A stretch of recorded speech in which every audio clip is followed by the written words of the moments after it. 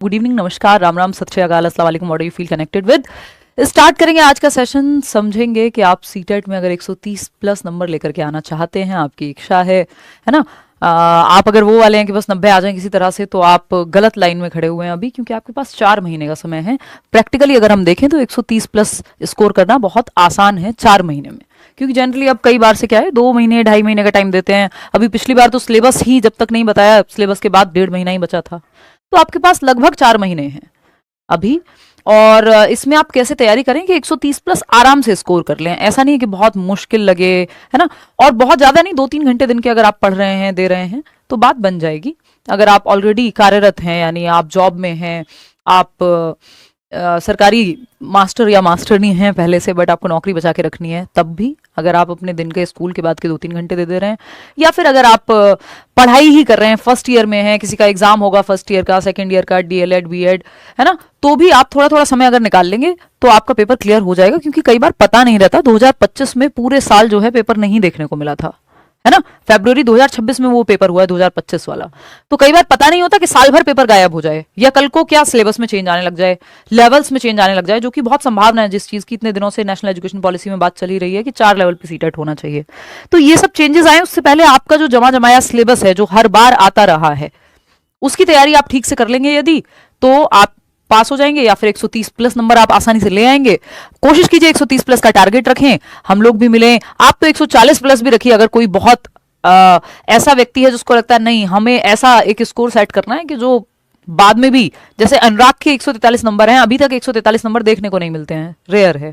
141 number Sachin के थे, या 140 अनुष्का के थे। मैं अपने ही लर्नर्स की बात कर रही हूँ जिनका नाम मुझे याद है। ऐसे भी कई लर्नर्स हैं जो मेल करते हैं या डेटा में होगा हमारे कहीं, बट नाम नहीं याद होगा। तो ऐसे हाई स्कोरर्स की तरफ अगर हमें आना है, तो वो भी आप अभी टारगेट रख सकते हैं।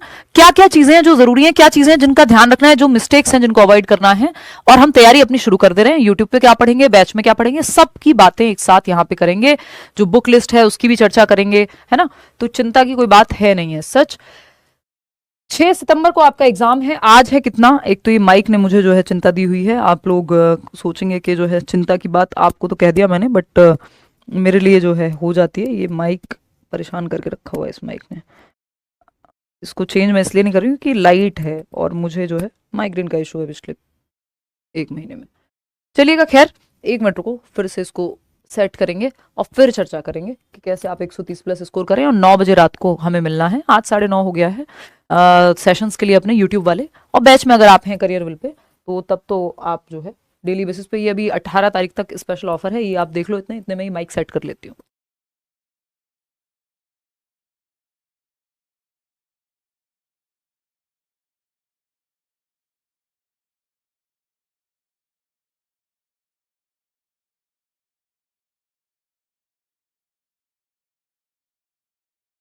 अच्छा, यूपी टेट वाले लोग परेशान मत होइएगा। 1-2 सेशन क्या मतलब, कुछ सेशन जितने हो पाएंगे, अच्छे क्वालिटी सेशन आपके सामने मैं लेकर के आऊंगी, डोंट वरी, है ना। तो स्टार्ट करें आज का सेशन, है ना। फटाफट से शुरू कर रहे हैं, देखिएगा। तो ये तो करियर विल ऐप पे बैच है, जिसके बाद आपको ना कोई किताब लेनी है, ना इसके बाद आपको कोई मॉक टेस्ट अलग से खरीदना होगा, ना आपको एक्सपेक्टेड क्वेश्चन, प्रीवियस ईयर, सारी लाइव क्लासेस, रिकॉर्डेड क्लासेस, जब तक आपका एग्जाम होगा इसकी वैलिडिटी है ही। तो आप यहाँ अगर एनरोल कर ले रहे हैं एक बेसिक सी फीस में, जितने में आप फॉर्म भरेंगे लगभग उतना ही, तो आपको कुछ और सोचने की फिर जरूरत नहीं है। सीडीपी मैं पढ़ाऊंगी, चाहे वो पेपर 1 हो, पेपर 2 हो, है ना। चलिएगा, खैर। और बाकी सब्जेक्ट्स चाहे वो एसएसटी हो, साइंस हो, अदर टीचर्स हैं ही। तो पूरी टीम है जो आपको करियर विल ऐप पे लाइव बैच में मिलेगी, जो फिर रिकॉर्डेड सेशन भी रहता ही है जब लाइव हो जाता है। जो लोग ऑलरेडी रिकॉर्डेड वाले बैच में थे उनको लाइव का एक्सेस फ्री मिल जाएगा। चलिए, खैर शुरू करें आज की कहानी। ये माइक की समस्या तो थोड़ी बहुत बनी रहेगी, देखिएगा। तो अगर आपको आवाज़ आए तो बता देना, मेरे ख्याल में तो आएगी। ठीक, तो 6 सितंबर को पेपर है, आज 13 मई है। अगर हफ्ता कम मान लो आप, तो पूरे 4 महीने ही हैं, है ना। कि कुछ दिन घटा दें अगर, तो पूरे 4 महीने हैं आपके पास। और सिर्फ क्रैक नहीं, अगर क्रैक करना भी आपका एम है तो भी आप ये देख सकते हैं, नहीं तो 130 प्लस हमें टारगेट रखना है, उसको हम ध्यान में रखेंगे। अब ये आएगा कैसे, कई लोग कहेंगे कि भाई 150 नंबर का पेपर है, 150 मिनट है, ये मैं आपको बहुत बार बोलती हूँ, और कोई नेगेटिव मार्किंग भी नहीं है, फिर क्यों लोग फेल हो रहे हैं, फिर तो आप पास हो ही जाएंगे, आराम से हो जाएगा, कर लेंगे। इस एटीट्यूड के साथ मत रहिएगा, क्योंकि बहुत सारे लोग फेल होते हैं पेपर में। अगर आप देखेंगे तो पेपर 2 की जब मैं बात करूंगी तो 82% लोग फेल हुए हैं। इस बार का है ये, अभी जो फरवरी में पेपर हुआ है, फरवरी 7-8 फरवरी को, है ना, कि आपके 26 लाख लोगों ने, ये 24 लाख के आसपास आंकड़ा रहता था, 24, 25, 23, है ना, 26 लाख लोगों ने फॉर्म भरा और क्वालिफाई कितने हुए? 6 लाख भी नहीं हुए, पूरा 6 लाख भी नहीं है नंबर, तो 20 लाख लोग फेल हो गए। तो ये वो एग्जाम है जिसको लोग बहुत आसान समझते हैं यार इसमें नेगेटिव मार्किंग नहीं है, सिर्फ 90 नंबर लेकर के आने हैं 150 में से, तो हम क्वालिफाई माने जाएंगे और मेरिट का कोई टेंशन नहीं है, किसी से कोई कंपटीशन नहीं है, आपके अपने नंबर काउंट होते हैं, बराबर वाला कितने नंबर लाया, मेरिट तो कोई बनती नहीं है। तब भी 26 में से 6 लाख पास हो रहे हैं और 20 लाख फेल हो जा रहे हैं। 26 लाख में से 20 लाख लोग फेल हो गए, अभी आपका जो 3 महीने पहले पेपर हुआ है ना। तो अगर आप इसमें देखेंगे पेपर 1 में 33% लोग पास हुए और 67% फेल हो गए। पेपर 2 में 18% मात्र पास हुए हैं और 82% फेल हो गए। ये तो परसेंटेज बढ़ा है कि फ्री नोट्स, ऑनलाइन क्लासेस, है ना, ये तो धीरे धीरे बढ़ ही रहा है। इसमें और ज्यादा फेल होते थे जब से ऑनलाइन शुरू हुआ है, पिछले कुछ सालों में ये आंकड़ा बढ़ा ही है। और ये आंकड़ा बढ़ के है इतना, तो आप ये मान लो कि पेपर 2 में 82% लोग फेल हैं, मात्र 18% लोग हैं जो पास हुए हैं। या अगर मैं बात करूं ओवरऑल, तो 26 लाख में से अगर 6 लाख देखते हो तो भी सिर्फ 25% लोग पास हुए हैं। डेटा है सीबीएसई का, अपनी वेबसाइट पे उन्होंने दिया हुआ है।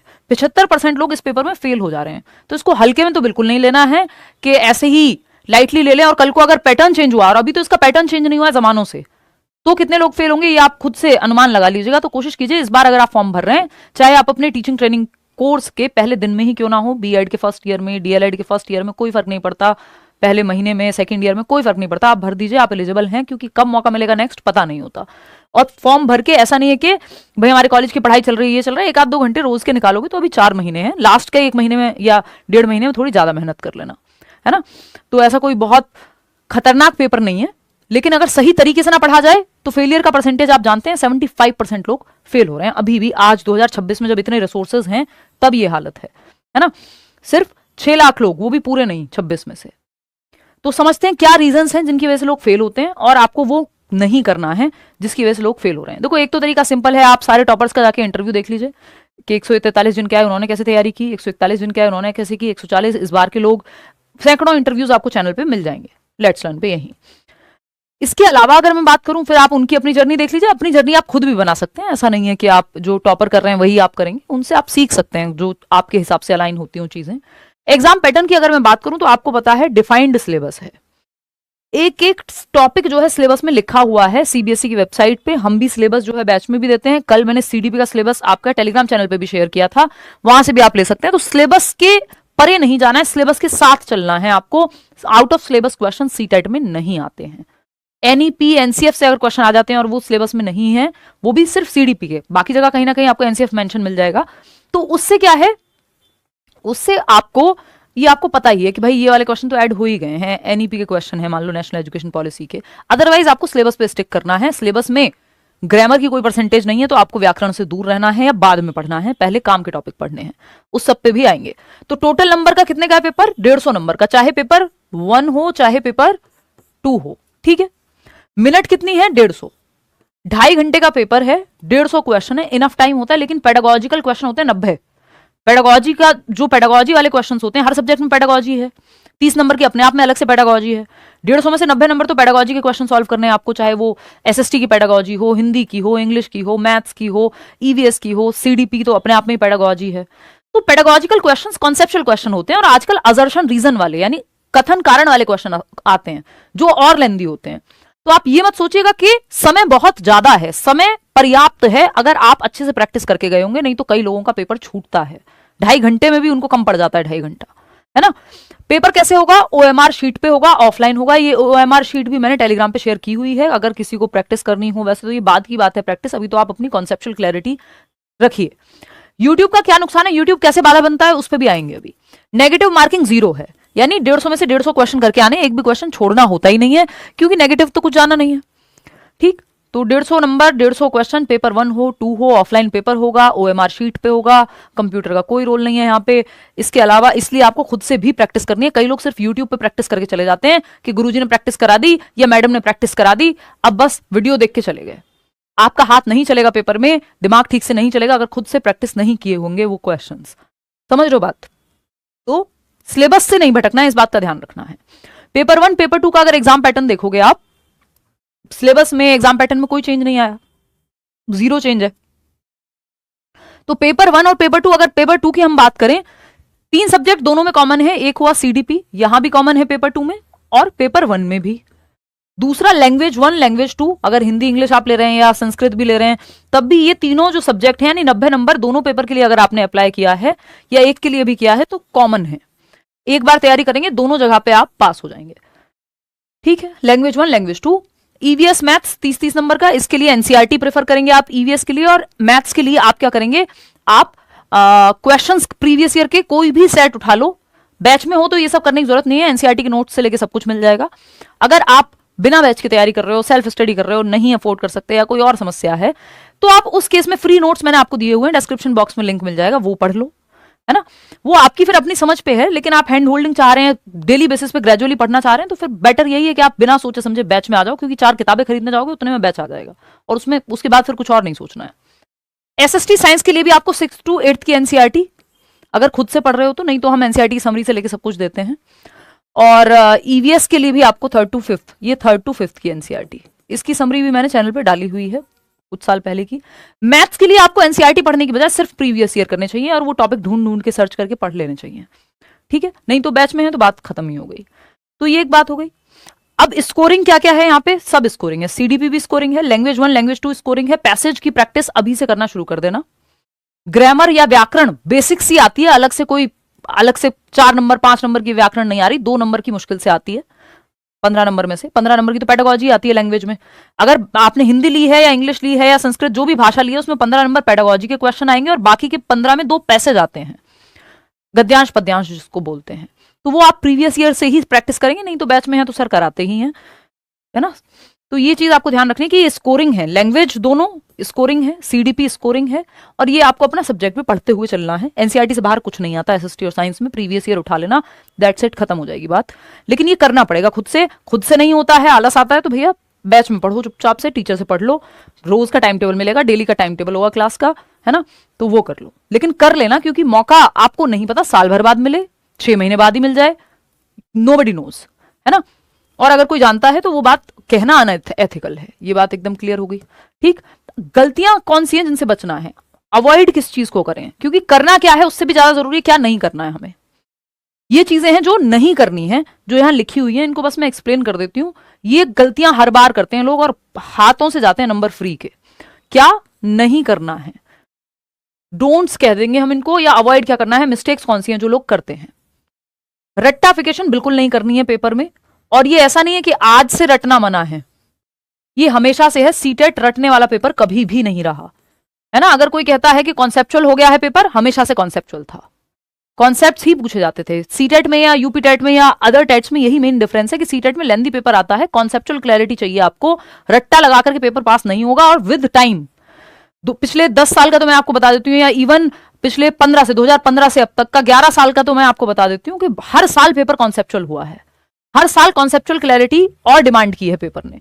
तो रटने का तो आप भूल जाइए कि आप रट के सीटेट पास कर लेंगे तो सपनों में होगा, ऐसा रियलिटी में नहीं हो पाएगा। ये बात बिल्कुल लिख के ले लीजिए, तुक्के से नहीं होता, रट के नहीं होता पेपर पास। आपको पेडागोजी पढ़नी पड़ेगी, पेडागोजी से आप नहीं बच सकते। आप ये सोचें कोई और सब्जेक्ट कर लेंगे, नहीं कर सकते, क्योंकि हर सब्जेक्ट में पेडागोजी है। मैथ्स में भी पेडागोजी है, ईवीएस में भी पेडागोजी है, एसएसटी में भी पेडागोजी है, मैथ्स एंड साइंस में भी पेडागोजी आती है 20 नंबर की, सीडीपी तो अपने आप में है ही, लैंग्वेज में भी पेडागोजी है। तो पेडागोजी से बच के अगर किसी को लगता है कि वो रट्टा लगा लेगा, क्योंकि पेडागोजी में रट्टा लगाना संभव नहीं, आपको समझनी पड़ेंगी चीजें, और बहुत प्यार से समझ में आ जाएंगी। आप जुड़े रहिए, यूट्यूब पे भी हम करेंगे जितनी मेहनत हो सकती है, बैच में तो हम लोग हैं ही। ठीक, अच्छा, एक किताब भी, बाइलिंगुअल किताब आने वाली है, हफ्ते भर में आपकी एक हम किताब निकाल देंगे सीडीपी की। बहुत टाइम से जो है 6-7 साल से हमने अपडेट नहीं की थी, इंग्लिश मीडियम वाली ही किताब आती थी। ग्रामर की जब हम बात कर रहे हैं तो ग्रामर से आपको दूर रहना है, अवॉइड करना है। क्यों? क्योंकि व्याकरण के मैक्सिमम भी आए तो 3 क्वेश्चन, और वो ऐसे आते हैं जो आपने बचपन से इतनी आपको व्याकरण आती है कि आप उस गद्यांश पद्यांश में से देख करके या पैसेज से देख के वो सवाल का पता लगा लें। उसके लिए अलग से व्याकरण पढ़ने की जरूरत नहीं है, अभी तो बिल्कुल नहीं है। पहले आप बाकी सिलेबस खत्म कीजिए, पैसेज प्रैक्टिस कर लीजिए, पेडागोजी पढ़ लीजिए लैंग्वेज की, फिर आप बेसिक ग्रामर करना चाहें तो कर लीजिएगा अपनी शांति के लिए। अदरवाइज जब आप इतना कर लेंगे, प्रीवियस ईयर से पैसेज लगा लेंगे, तो अलग से व्याकरण पढ़ने की जरूरत पड़ेगी ही नहीं। डेविएशन फ्रॉम सिलेबस, सिलेबस से नहीं भटकना है। सिलेबस से भटक जाते हैं लोग, ये एक बहुत बड़ी गलती है। दूसरी जो ये लेटेस्ट एक कई पिछले 2-3 बार से जो मैं बहुत ज्यादा देख रही हूँ वो है सिर्फ यूट्यूब पे प्रैक्टिस। पेपर ऑनलाइन नहीं है, जब पेपर ऑनलाइन हुआ था बीच में तब यूट्यूब की प्रैक्टिस ज्यादा हेल्पफुल थी। अभी भी आपको समझने हैं कॉन्सेप्ट्स, रेगुलर पढ़ाई करनी है यूट्यूब पे, बट सिर्फ अगर आप यूट्यूब पे ही प्रैक्टिस करते रहेंगे तो पेपर में हाथ नहीं चलेगा, पेपर पूरा नहीं होगा आपसे, और कई बार दिमाग नहीं चलेगा क्योंकि टीचर ने अपने आप पढ़ के सॉल्व कर दिया। कई लोग ये बहुत कहते हैं ना मैम आपके साथ करते हैं क्वेश्चंस तो समझ में आ जाते हैं, सॉल्व हो जाते हैं, खुद से करते हैं तो नहीं होते, क्योंकि आपने प्रैक्टिस नहीं की खुद से। कॉन्सेप्ट समझ लिया मेरे साथ। मेरी जो पढ़ने की अप्रोच है, आपकी पढ़ने की अप्रोच जब मैच होगी जब आप खुद से भी प्रैक्टिस करेंगे वीडियो देख के। सिर्फ वीडियो देख के जा रहे हैं तो हाथ नहीं चलेगा पेपर में। आप एक्सेप्शनल बच्चे हैं तो बात अलग है, आम आदमी के लिए, आम व्यक्ति के लिए तो यही है बात कि आप सिर्फ यूट्यूब की प्रैक्टिस करके जाएंगे तो हाथ पेपर में नहीं चलेगा या पेपर भी पूरा नहीं होगा। तो खुद से भी प्रैक्टिस करनी है, खुद से भी पढ़ना है, एक प्रीवियस ईयर उठा लेना है या बैच में जो मिला है निकलवा लेना है। डूज क्या है, किन चीजों को करना है, ये तो वो चीजें होंगी जो नहीं करनी है। क्या करना है फिर, प्रीवियस ईयर क्वेश्चन को घोट करके पी जाना है, जो बिल्कुल पुराने टीचर्स जैसे कहते थे ना वैसा है ये। रट्टा नहीं लगाना है, उनको इतनी बार समझ लेना है, इतना रिवीजन कर लेना है, क्योंकि प्रीवियस ईयर सब करते हैं बट कितना रिवीजन किया आपने, सिलेबस सब करते हैं बट कितनी बार रिवाइज किया ये मैटर करेगा, उससे पता लगेगा दिमाग में टिकेगा कितना। तो multiple practice, revision, previous year questions ये आपको करने हैं एटलीस्ट 5 ईयर्स। 5 ईयर्स की आप प्रैक्टिस प्रीवियस ईयर पेपर कर लो, मोर देन इनफ हो जाएगा। कोई भी किताब उठा लेना प्रीवियस ईयर की, या अगर बैच में हो तो उठाने की जरूरत नहीं है, वो आपको हम दे देंगे। एनसीईआरटीज की जब हम बात करें, एनसीईआरटीज को फोकस करना है। अगर आप बैच में हैं तो कोई दिक्कत ही नहीं है, लेकिन अगर आप बैच में नहीं है, खुद से पढ़ रहे हैं, तो 6 to 8 की आपकी एसएसटी की, और मैथ्स एंड साइंस, अगर मैथ्स एंड साइंस लिया है तो उसकी एनसीईआरटी, एसएसटी लिया है तो उसकी एनसीईआरटी, और अगर पेपर 1 दे रहे हैं तो ईवीएस की एनसीईआरटी बस काम की है, बाकी सब आपको ऐसे ही पढ़ना है। ठीक। क्रिटिकल थिंकिंग की जब हम बात कर रहे हैं, यानी आपको चिंतन पे, आप पेडागोजिकली सोचना सीख जाएं क्वेश्चन करते करते, वो हम यूट्यूब पे भी उतना प्रैक्टिस कर लेंगे, डिस्कशन कर लेंगे कि क्रिटिकल थिंकिंग आपकी जाग जाएगी। पैसेज प्रैक्टिस जरूर करनी है प्रीवियस ईयर को देख के। ये नहीं है कि पैसेज तो कभी रिपीट नहीं होता, दोबारा थोड़ी आएगा। वो एक अप्रोच है जो डेवलप हो जाती है जब आप प्रीवियस ईयर के पैसेज सॉल्व करते हैं। नए पैसेज मत सॉल्व करिएगा, सिर्फ प्रीवियस ईयर के, क्योंकि सीबीएसई एक पैटर्न फॉलो करता है। तो अगर आप उस पैटर्न के प्रीवियस ईयर आधारित आपने पैसेज प्रैक्टिस किए तो फिर आपसे वो इजीली सॉल्व हो जाएगा जो भी पैसेज पेपर में आएगा, और इससे आपका समय आपको बचाना आ जाता है। पैसेज कैसे सॉल्व करते हैं ये सब भी आगे चल के हम बात करेंगे।